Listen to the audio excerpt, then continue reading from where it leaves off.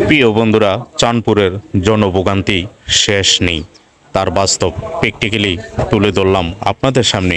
একটু দেখুন। আসসালামু আলাইকুম।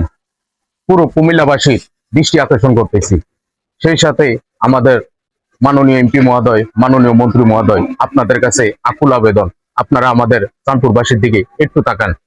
কারণ আপনাদেরকে দেখাচ্ছি, চলুন প্র্যাকটিক্যালি রাস্তাটা। এই যে দেখুন রাস্তাটা, এটা কি চলার উপযোগী? এই যে দেখুন, এই যে রাস্তাটা, এটা কি চলার উপযোগী? উপযোগী না। এদিকটাও দেখুন, এদিকটা দেখেন একটু কষ্ট করে। এই যে পানি, এত পানির মধ্যে চাঁদপুরবাসীরা কিভাবে চলাচল করে? মাননীয় এমপি মহোদয়, মাননীয় মন্ত্রী মহোদয়ের কাছে আমরা চাঁদপুরবাসীর পক্ষ থেকে একটি প্রশ্ন রেখে গেলাম। অন্তত পক্ষে আপনারা আমাদের এই প্রশ্নটা মনোযোগ সহকারে শুনবেন।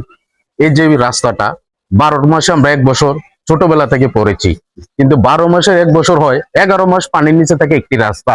চাঁদপুরে লাখো জনতা বসবাস করে এই পানির রাস্তা দিয়ে, এবং সবচেয়ে বেশি কষ্ট লাগে তখনই যখন পানি হয়, কোনো অটো ড্রাইভার আসতেছে না, কোনো রিক্সার ড্রাইভার আসতেছে না, জনভোগাইতে হয় আমরা নিজেদেরকে। এই যে কষ্ট দেখেন, রাস্তা কত পাশ, 18 ফুট, ছোট্ট ব্রিজ লোয়ার কত 7 ফিট, যেটা দিয়ে 2টা গাড়ি চলার কোনো উপযুক্ত না। মানুষ সব জায়গায় উন্নতি হয়, লাখ লাখ কোটি কোটি টাকা টেন্ডার হয়, রাস্তাঘাট ভালো হয়, কিন্তু আমাদের উন্নতির সময় কোনো অবনতি হচ্ছে। এই প্রশ্নগুলো রেখে গেলাম মাননীয় এমপি মহোদয়, মাননীয় মন্ত্রী মহোদয়ের কাছে। উন্নতি হওয়ার কথা, অবনতি হচ্ছে কেন? আপনারা দৃষ্টি দেন। আমরা চাঁদপুরবাসীকে আপনাদেরকে ভোট দেই না? আপনারা 5 বছর পরে একবার যখন আসেন ভোটের জন্য, যান প্রাণ দিয়ে ভোট চান, আমরা ভোট দেই আপনাদেরকে, কিন্তু আমরা একটু সেবা চাচ্ছি আপনাদের কাছে, এই সেবাটা কেন পাচ্ছি না?